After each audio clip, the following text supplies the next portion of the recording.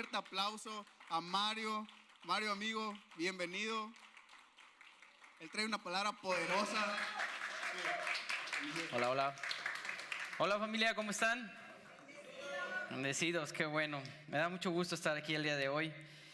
Y antes de iniciar quisiera que hagamos oración para que Dios nos hable a través de su palabra el día de hoy. Si me apoyan a ponerse de pie. Señor, te damos gracias por este día, por traernos a este lugar, por rodearnos de bendiciones, Señor, porque tú nos enseñas a ver a través de todas las circunstancias que nos aparecen en nuestra vida la gran bendición que hay detrás de cada uno de ellos. Señor, te damos gracias por nuestra familia y por todo lo que nos permites vivir. Te damos gracias por estar aquí y te pedimos que seas tú el día de hoy hablándonos a través de tu palabra en este espacio. Amén. Y quiero iniciar contándote una historia que está en Génesis 25, así que ponte cómodo. Si es la primera vez que la escuchas, seguramente será una historia que impactará tu vida, y si la has escuchado anteriormente, seguramente Dios buscará la manera de hablarte de una manera distinta para poder llegar a tu corazón. En Génesis 25 nos relata la historia de Isaac y su esposa Rebeca, de cómo ellos no podían tener familia y ambos hicieron oración para que Dios se encargara de darles un hijo. Pasado el tiempo, Dios les concede y Rebeca está embarazada. Y durante un sueño, Dios le revela a Rebeca que no solamente se trata de un hijo, sino dos. Y no fue tan agradable ese sueño, o al menos así lo quiero interpretar yo, porque a través de eso le dice en Génesis 25, 23, dice: los dos niños luchan entre sí dentro de su vientre. Así que ella consultó al Señor y le preguntó: ¿por qué me pasa esto?, preguntó. Y el Señor le dijo: los hijos que llevas en tu vientre llegarán a ser dos naciones. Desde el principio las dos naciones serán rivales. Una nación será más fuerte que la otra, y tu hijo mayor servirá a tu hijo menor. Como Dios, a través de esta palabra, imagínate tú el escenario de estar en los pies de Rebeca y a través de un sueño que Dios se revela en su vida, le dice que tendrá dos hijos y que serán rivales desde el momento en el que nazcan. Yo creo que se requiere de mucha valentía para afrontar ese suceso, de unas vidas que se están gestando dentro de su cuerpo, tener la valentía de afrontar esta decisión que Dios le está comunicando, o este aviso, porque sabes, el poder de Dios es tan grande que a pesar de que ellos todavía no nacían, Dios ya sabía lo que iba a pasar con sus vidas. Le dijo que una nación se iba a formar en cada uno de ellos, y le dijo también que esas naciones iban a ser rivales y que el hijo menor era el que reinará sobre el hijo mayor.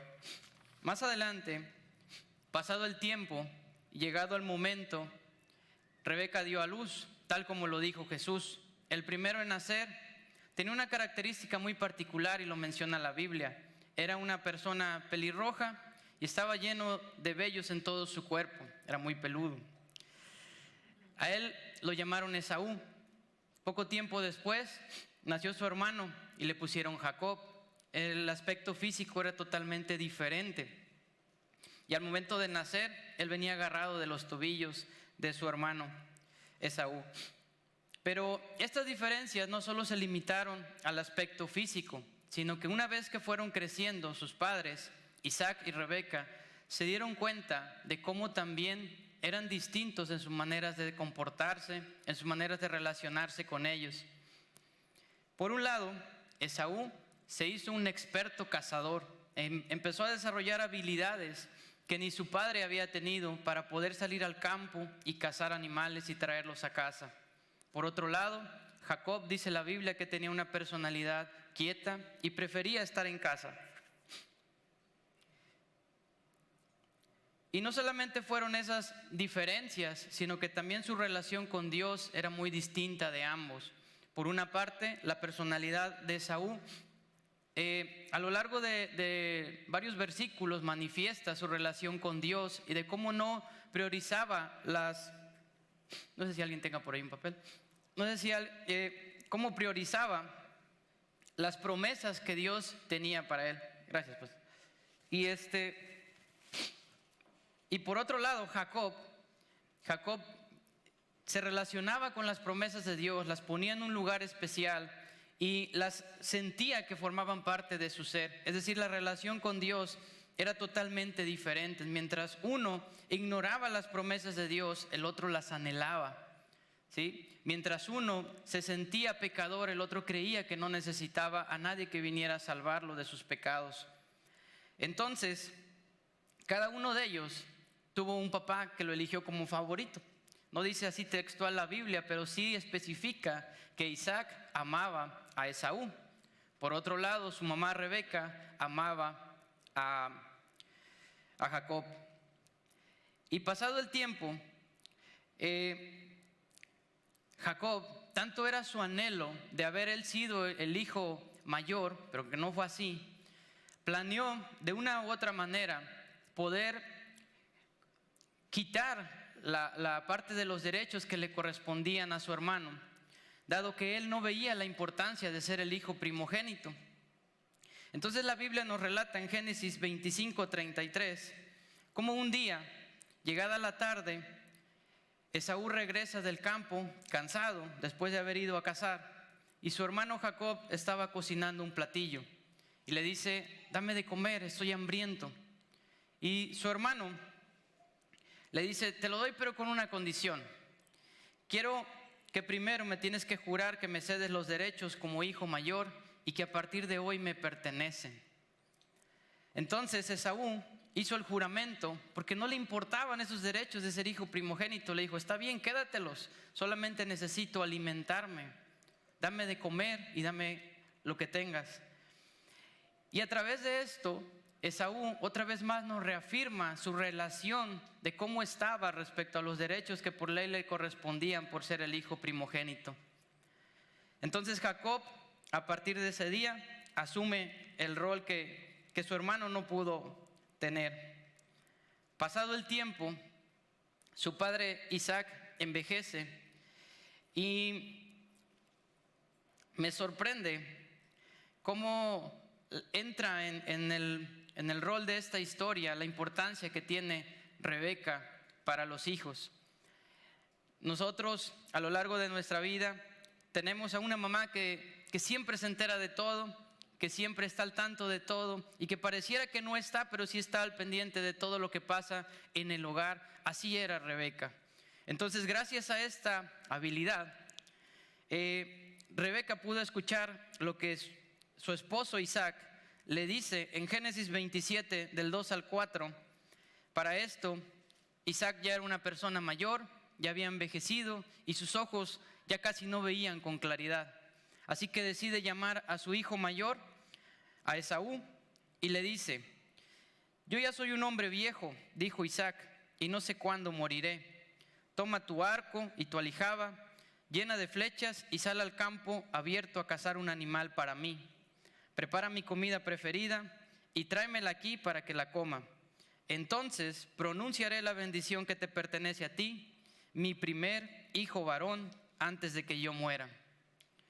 Pero la mamá, al escuchar esto, se dio cuenta que esa bendición quizás no le correspondía a la persona que su esposo estaba a punto de darla, y planeó todo para hablarle a su hijo Jacob y decirle: trae de manera rápida a unos corderos y yo te ayudaré a preparar los alimentos que tu padre quiere, y te harás pasar por Esaú para que tu padre derrame sobre ti las bendiciones que tiene preparado. Imagínense la valentía de haber arriesgado ese momento, de haber hecho eso como mamá. Yo creo que todas las mamás tienen como un sexto sentido que las lleva a desarrollar ciertas habilidades que otras personas quizás no podemos tener. Y cómo desde entonces la mamá forma parte de esta decisión. Y no fue una decisión sencilla para Jacob. Jacob se quedó quieto y le dijo: mamá, ¿y si eso no resulta? Yo no tengo vellos en mis manos ni en todo el cuerpo, y mi hermano sí. Y mi papá, a pesar de que no ve, quizás huela que yo no soy mi hermano y se dé cuenta, y en lugar de bendecirme, me maldiga.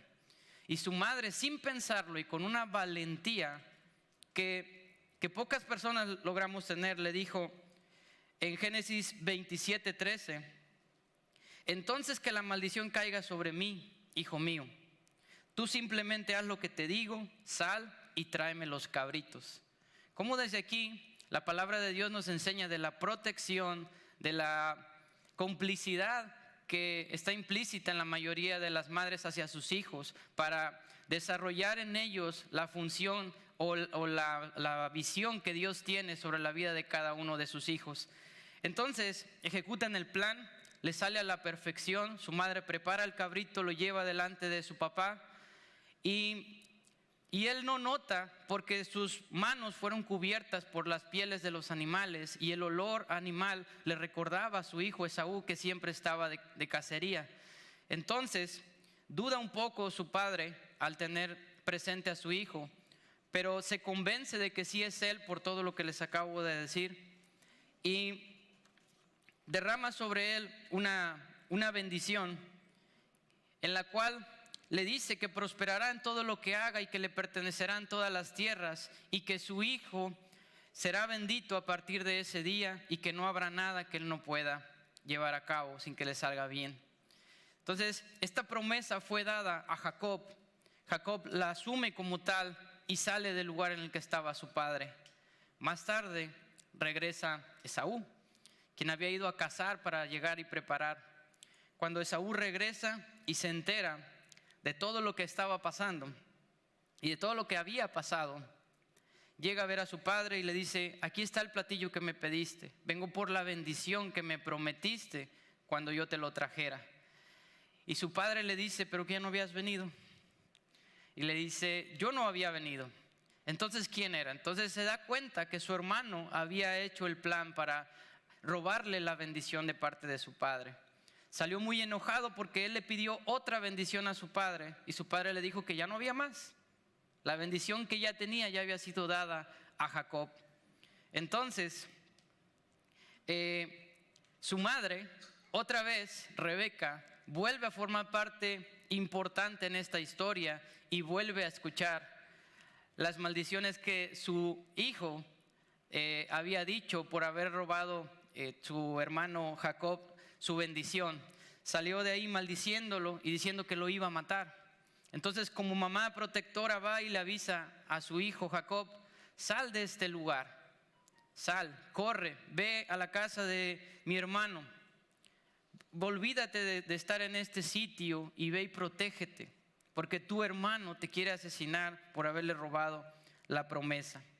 Fue ahí donde Jacob se fue de Beerseba hacia Harán, y eso está en Génesis 28, 10 al 12, y le dice, y pasa lo siguiente: llegó a cierto lugar y ahí pasó la noche, porque ya había oscurecido.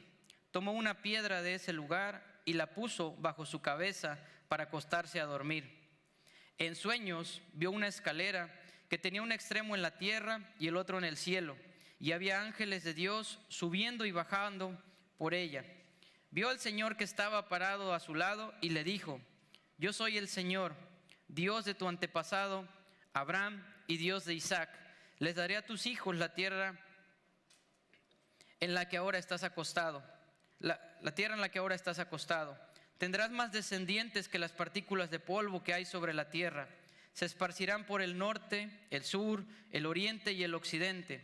Y todas las familias del mundo serán bendecidas por medio de ti y de tu descendencia.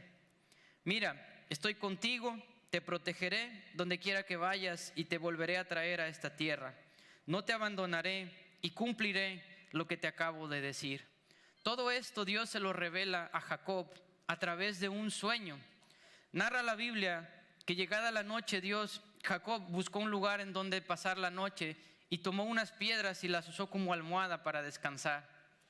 Esta analogía me recuerda muchas veces cómo queremos atravesar ciertos procesos en los que quizás no estamos del todo cómodos y cómo Dios nos dice: ahí, en esa incomodidad de estar descansando en esa piedra, que no me imagino qué tan fácil haya sido pasar esa noche, Dios usó ese momento para, a través de un sueño, manifestarle lo que les acabo de decir a Jacob.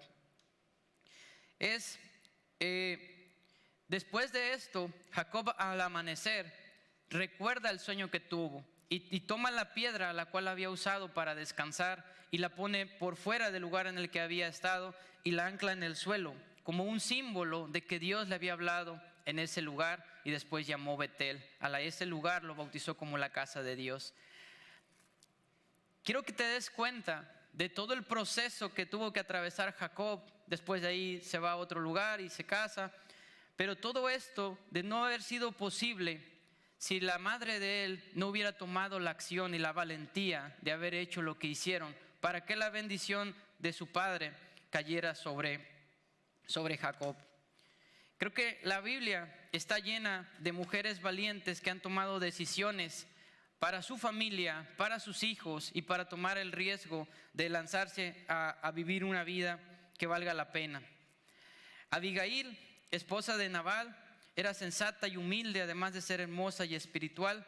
Ella supo actuar con sabiduría, con inteligencia, y evitó una desgracia por el error que había cometido su esposo al rechazar a David. Es solo un ejemplo de otra mujer más que la Biblia nos enseña de la valentía que tuvo para afrontar esto. Eunice, madre de Timoteo, mujer ejemplar de fe, nos enseña a través de varios versículos la fuerza de tener una fe creyente y de hacer las cosas obedeciendo a Dios. Sara, una mujer de más de 90 años que no había podido tener familia. Un día Dios le dice que será madre de una multitud, y ella con más de 90 años pudo tener a su primer hijo, y su hijo fue Isaac, del que les acabo de contar todo lo que se derivó para poder llegar a Esaú y Jacob. Entonces, a través de esto, Sara nos enseña que los tiempos de Dios son los correctos, que si tenemos que esperar 90 años para que esto suceda, Dios lo va a hacer de una u otra manera, pero eso va a pasar en nuestra vida. María es otra mujer comprometida, y ella estaba ya en planes de casarse con José, ya estaba prometida para José, y en un sueño un ángel de Dios le habló y le dijo: tú serás la encargada de tener a un hijo enviado por Dios. Imagínense este escenario en la época antigua. Si hoy en día nos asustamos un poco, ¿cómo sería antes, cuando de pronto una mujer que todavía que no estaba casada podía quedar embarazada? Me imagino que ha de haber sido un poco aterrador, pero lejos de eso, María nos demuestra la valentía que tuvo para afrontar el suceso que el ángel de Dios le estaba comunicando a través de este sueño. Y cuando este ángel se aparece y le dice que tendrá a un hijo que será de parte de Dios a través del Espíritu Santo, ella contesta: hágase conmigo tu voluntad. ¿Cuántos de nosotros estamos esperando que Dios nos hable, esperando que Dios se manifieste en nuestra vida, y cuando Dios lo hace, nosotros dudamos y no le contestamos como María lo hizo? Que se haga la voluntad de Dios en los tiempos que Él quiere, para que su voluntad se vea en nuestra vida. Y hay más ejemplos en la Biblia. Después de aquí, María al otro día corrió a ver a su prima Elizabeth, y ella fue la primera en enterarse de la situación de María. Y estando en ese lugar, le cuenta lo que había pasado en la noche, del sueño que había tenido, del hijo que esperaba, del Espíritu Santo, y cómo Elizabeth exclama y también mostró valentía por la misma situación que les acabo de comentar anteriormente, y dice: bendita tú entre todas las mujeres, y bendito el fruto de tu vientre, Jesús. Parece ser cosa fácil, y seguramente ya lo habías escuchado anteriormente, pero quiero que te traslades un poquito a ese entonces. No ha de haber sido nada sencillo tampoco para Elizabeth tener la responsabilidad de sostener a María en ese momento. Entonces, más adelante aparecen otras personas. Por nombrar a alguien más está Ana, que nos enseña el poder de la oración, en la que tantas veces clamó a Dios por un hijo, y en la que a través de sus oraciones les decía: Dios, cuando tú me mandes a un hijo, yo lo entregaré a ti para que te sirva. Y Dios le cumplió la promesa enviándole a Samuel. Entonces nos damos cuenta que a través de la historia y a través de todos los versículos, Dios nos manifiesta el poder y la valentía de las madres y del papel tan importante que fungen dentro de nuestra sociedad y dentro de nuestro mundo. Si nosotros nos ponemos a detallar todas las veces en las que esto se repite a lo largo de la historia, nos podemos dar cuenta que son mujeres poderosas, que son mujeres increíbles y que gracias a ellas cambian la historia del mundo para muchas personas. ¿Cuántas generaciones se gestaron a través de la vida de Isaac y después de Jacob y sus descendientes? Esto no habría sido posible sin la valentía de una sola persona. Así que quiero que nos preparemos y que hagamos un pequeño ejercicio hacia todas las madres que están el día de hoy aquí en nuestra iglesia, de cómo Dios a ustedes y a nosotros nos usa de diferente forma, que adoptemos ese papel con la responsabilidad y con la entereza que se requiere, porque dentro de nosotros tenemos la facultad de poder influir e impactar la vida, como lo decía la alabanza, de 1000 generaciones que están por delante. Pero para ello se requiere de valentía, para ello se requiere de entereza. Y en Proverbios 22:6 nos dice: instruye al niño por el buen camino, y así cuando envejezca no se apartará de él. Creo que Dios a través de su palabra nos enseña cómo nosotros podemos educar a nuestros hijos con sabiduría, con inteligencia, para que cuando crezcan sigan los caminos de Jesús. Así que, viendo todas estas historias increíbles que aparecen en la Biblia, encuentro algunas cosas que tienen en común todas estas mujeres de las cuales hablé: de Ana, de María, de Rebeca, de Sara y de algunas otras que aparecen aquí. Y encuentro tres cosas que tenían en común. A lo mejor tienen más, pero voy a resumirlo en solo 3. La primera es que pasaban tiempo con Dios. En Salmo 119, en el número 105, decía: tu palabra es una lámpara que guía mis pies y una luz para mi camino. Estas personas, estas mujeres, estas madres, pasaban tiempo leyendo la palabra de Dios. Era tanto su fervor hacia Dios que meditaban en su palabra, escudriñaban las escrituras y sobre todo no era un acto simplemente religioso, sino que pasaban esto a lo más importante, a lo vivencial, para poder realizar en ellas la voluntad de Dios. Espero que estés anotando si eres mamá y si pronto lo serás, porque este es el primer punto y uno de los más importantes que encuentro yo de similitud entre ellas: pasar tiempo en las escrituras de Dios para poder nosotros tener la sabiduría de lo que Dios quiere para nuestros hijos y nuestra familia. En el punto número 2 de las similitudes que yo creo que tenían entre ellas, dice: oraban a Dios en cada circunstancia que tenían.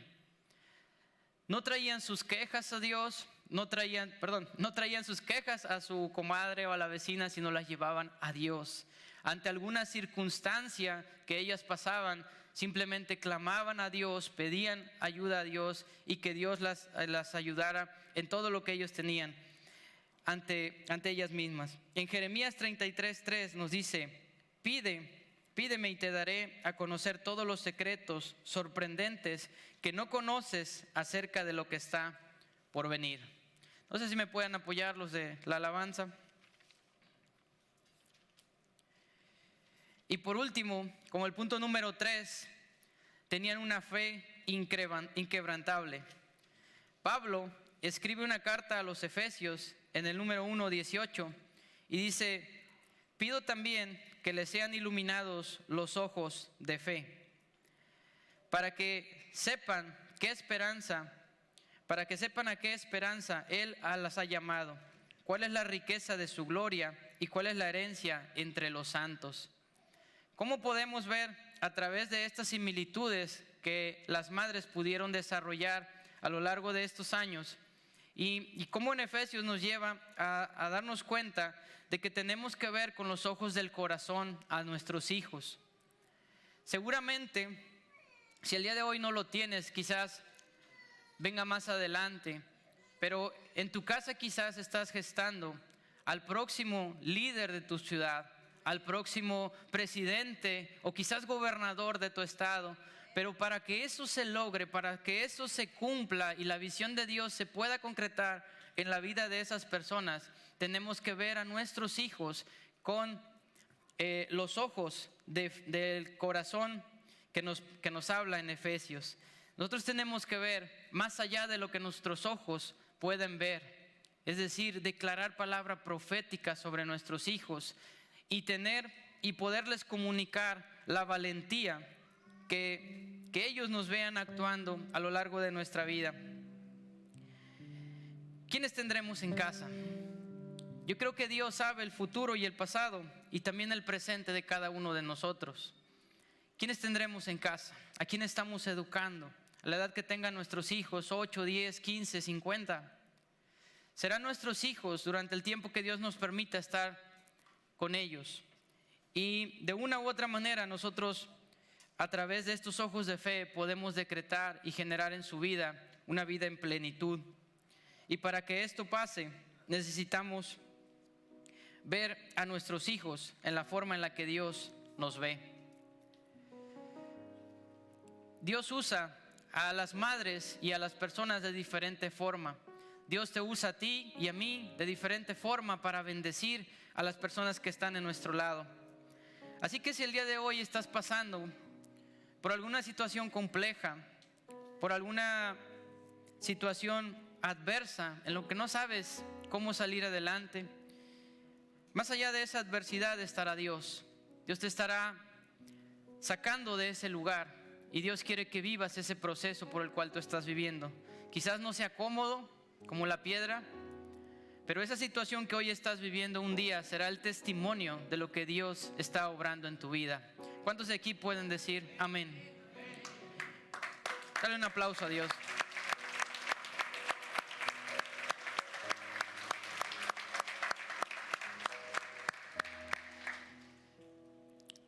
Levantemos y demos gracias a Dios por la vida de todas las madres que están en nuestra iglesia, porque Dios nos permita seguir aprendiendo de ustedes, llenarnos de su valentía, de su honorabilidad, de la unión como familia, porque no tienen una tarea fácil.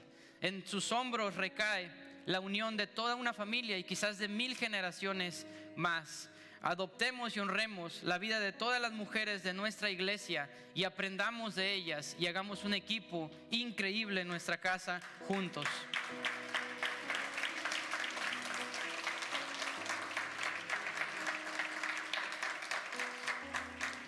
Y sabes, familia, estaba pensando, ¿qué podemos hacer para llenar de gratitud a nuestra madre si es que la tenemos? Y si es que ya se nos adelantó, igual, ¿cómo pudiéramos llenar de gratitud a nuestra madre?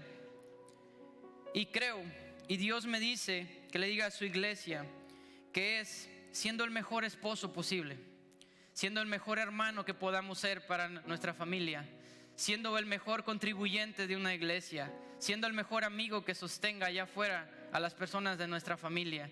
Creo que esa sería una forma de tener un agradecimiento profundo y sincero para todas las madres en su día. Así que te pido que nos pongamos de pie y que fuertemente hagamos un aplauso fuerte para todas las madres de esta iglesia como reconocimiento a su día. Muchas felicidades.